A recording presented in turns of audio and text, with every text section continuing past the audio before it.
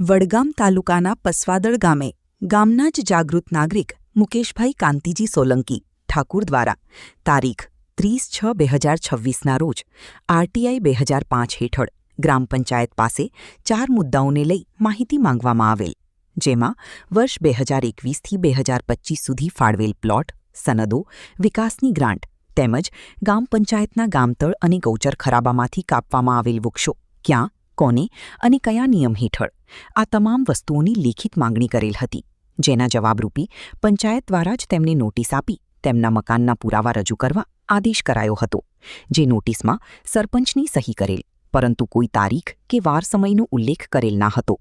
ત્યારબાદ અરજદારે સરપંચની મૌખિક પૂછપરછ કરતા તેઓ દ્વારા કોઈ નોટિસ પર સહી કરેલ નથી તેવું કહેલ. તો આ નોટિસ પર સહી કોને કરી, જે માટે અરજદારે ગાંધીનગર સહી માટે સહીનું FSL કરાવવા માટેની પણ તૈયારી દર્શાવી છે, જેના પુરાવા અરજદાર દ્વારા પંચાયતમાં રજૂ કરવામાં આવ્યા હતા અને અરજદારે આક્ષેપ લગાવતા મીડિયા સમક્ષ જણાવ્યું હતું કે પંચાયતનું તમામ વહીવટ ડેપ્યુટી સરપંચ અને કેટલાક મળતિયા સભ્યો દ્વારા કરવામાં આવે છે અને વધુમાં તેમના ઠાકુરવાસમાં 5 વર્ષ દરમિયાન વિકાસ ના કરાયો હોવાનો પણ આરોપ લગાવ્યો હતો. વધુમાં તેમના મહોલ્લામાં આવતા જાહેર રસ્તા ઉપર કચરો થતો હોય પરંતુ પંચાયત દ્વારા કોઈ સાફ સફાઈ ના કરવામાં આવતી હોય અને પાસે જ આવેલ લક્ષ્મીપુરા પ્રાથમિક શાળા તરફ જવાના રસ્તાઓની હાલત પણ કફોડી બની ગંદકીનું સામ્રાજ્ય ઊભું થયું હોય અને બાળકોના આરોગ્ય ઉપર પણ ખતરો ઊભો થતો હોવાની શંકા વ્યક્ત કરી હતી. તથા ડિજિટલ ભારતના અંતર્ગત દરેક પંચાયત દ્વારા કરેલ કામગીરી મેરી પંચાયત નામની વેબસાઇટ પર મૂકવામાં આવતી હોય છે, જેમાં પસવાદળ પંચાયત દ્વારા બ્લેન્ક ફોટા અપલોડ કરી દેવામાં આવ્યા છે. વધુમાં વેબસાઇટ પર એક પણ ફોટો GPS ટ્રેક કરી શકાય તેમજ સ્થળ સ્થિતિનું વર્ણન ના હોય તેવા ફોટા મૂકવામાં આવેલ છે અને લાખો રૂપિયાના ભૂતિયા કામ બતાવી ભ્રષ્ટાચાર આચરેલ છે. અગાઉ પણ પસવાદળ પંચાયતની રહેમ નજર હેઠળ માટી ચોરીની બુમરાણ ઉઠવા પામી હતી. ક્યારથી રસ્તો થતો નથી? પહેલોય નહીં થતો ભાઈ, ઓઘો પડી જાય છે એમાં.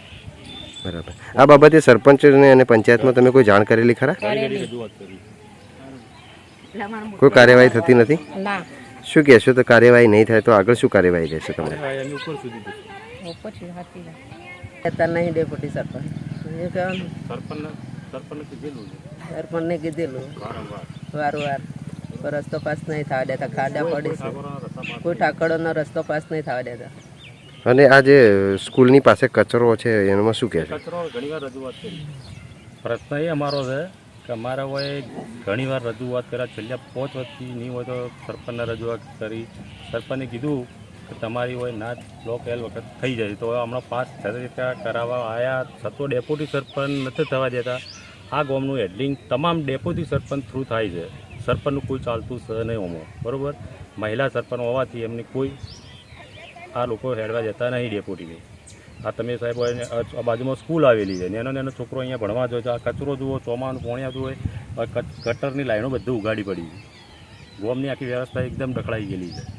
અને તમે આ જોવો અહીંયા હોય કારણ ના તો પાસ થયેલી આ મહેલામાં પેલા મહેલામાં આ બધી 50 વર્ગની વસ્તી રહ્યા બાજુ, એટલે કોઈ કોમ થયેલું નથી હોય કારણ.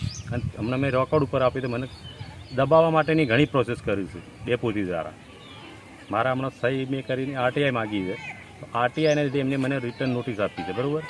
નોટિસ આપી છે તો એમને મને સહી વેરિફિકેશન કરવા માટે મારા સહી ખોટી કરીને આપી. મેં સરપંચને રજૂઆત કરી, સરપંચને કીધું મારી સહી નહીં, મેં સહી કરીને આપી નહીં, મેં લખીને આપ્યું નહીં, તો ડાયરેક્ટ સભ્યા થ્રુ આ લખીને મને આપ્યું છે. એના માટે હું ગાંધીનગર સુધી જવાનો છું.